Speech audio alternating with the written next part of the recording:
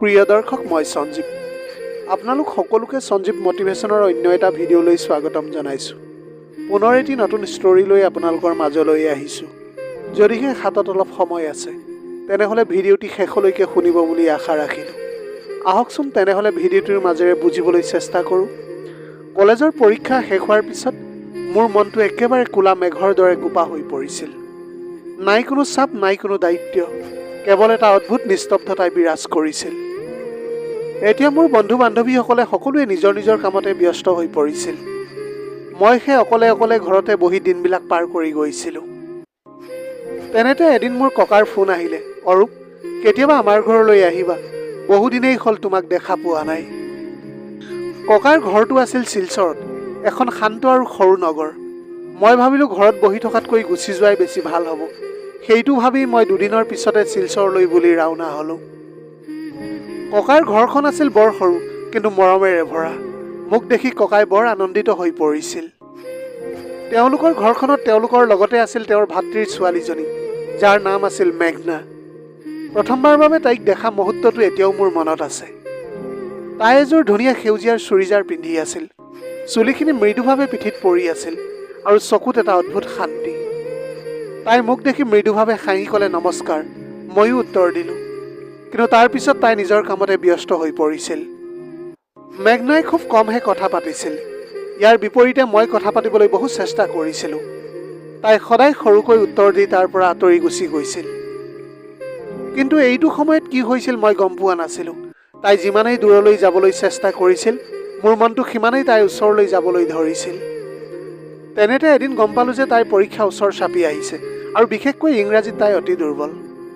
মই ক'লোঁ মই তোমাক সহায় কৰিব পাৰোঁ যদি তুমি বিচৰা প্ৰথমে তাই নাকচ কৰিলে কিন্তু ককাৰ অনুৰোধত শেষত মানি ল'লে সেইদিনা সন্ধিয়া আমি একেলগে বহিলোঁ প্ৰথমে অস্বস্তি অনুভৱ কৰিছিল তাই কিন্তু লাহে লাহে এতিয়া কথাবিলাক সহজ হৈ পৰিছিল তাইৰ হাঁহি তাইৰ চকুৰ ভাষা এইবোৰ মোৰ ভিতৰত কিবা এটা যেন সজীৱ কৰি তুলিছিল তাই সেইদিনা ৰাতিলৈ বৰষুণ আৰম্ভ হৈছিল বজ্ৰপাত বতাহ ঘৰৰ ওপৰত টিনৰ ছাদত বৰষুণৰ শব্দ সেইটো সময়ত লাইটটো গুচি গৈছিল তেতিয়া ককাই ক'লে যে তোমালোকে ওপৰতে গৈ শুই যোৱাগৈ মই ওপৰলৈ গ'লোঁ কোঠাটো অন্ধকাৰ আছিল মাত্ৰ জানলাৰ পৰা অলপ পোহৰ আহি আছিল মই বিচনাত শুই পৰিলোঁ কিছু সময়ৰ পাছত অনুভৱ কৰিলোঁ মোৰ কাষত কোনোবা শুই আছে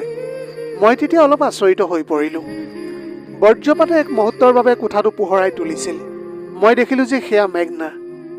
মোৰ হৃদয়খন তীব্ৰভাৱে ধপধপাবলৈ ধৰিলে মই এতিয়া কোনো কথা কোৱা নাছিলোঁ তাইও নীৰৱে শুই আছিল আৰু ময়ো পিছলৈ ঘূৰি গৈ শুই থাকিলোঁ কিন্তু হঠাতে তাইৰ হাতখন মোৰ হাতত লাগিল সেই স্পৰ্শটো মোৰ গোটেই দেহত এক অদ্ভুত সোঁত পাৰ হৈ গৈছিল মই এতিয়া হাতখন আঁতৰাবলৈ বহু চেষ্টা কৰিলোঁ কিন্তু তাই আঁতৰাইছিল নে নাই সেইটোহে মই বুজিব পৰা নাছিলোঁ কিছু সময় আমি এতিয়া তেনেকৈ শুই থাকিলোঁ তাৰপিছত তাই লাহে গৈ ক'লে অৰূপ তুমি জানানে মই তোমাক প্ৰথম দিনৰ পৰাই লক্ষ্য কৰি আহিছোঁ মই কথাটো শুনাৰ পিছত একেবাৰে স্তব্ধ হৈ পৰিলোঁ তাই আকৌ ক'লে মই কথা নাপাতো মানে এইটো নহয় যে মই অনুভৱ নকৰোঁ অৱশেষত সেই ৰাতিটো আমাৰ জীৱনৰ গতিপথ সলনি কৰা ৰাতি হৈ পৰিল এনেকৈয়ে তাৰ পিছৰ কেইদিনমান আমি বেছিকৈ কথা পাতিবলৈ ধৰিলোঁ একেলগে হাঁহিলোঁ একেলগে সময় কটালোঁ এদিন মই ক'লোঁ এইটো সময় কেৱল সময় পাৰ কৰিবলৈ মই নিবিচাৰোঁ কাৰণ মই সঁচাকৈ তোমাক ভাল পাওঁ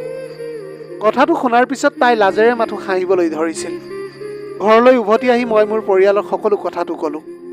কিছু দিনৰ ভিতৰতে দুয়োটা পৰিয়ালে মিলি সিদ্ধান্ত ল'লে আৰু আজি মই আৰু মেঘনা দুয়ো একেলগে এখন সুখী সংসাৰ গঢ়ি তুলিছোঁ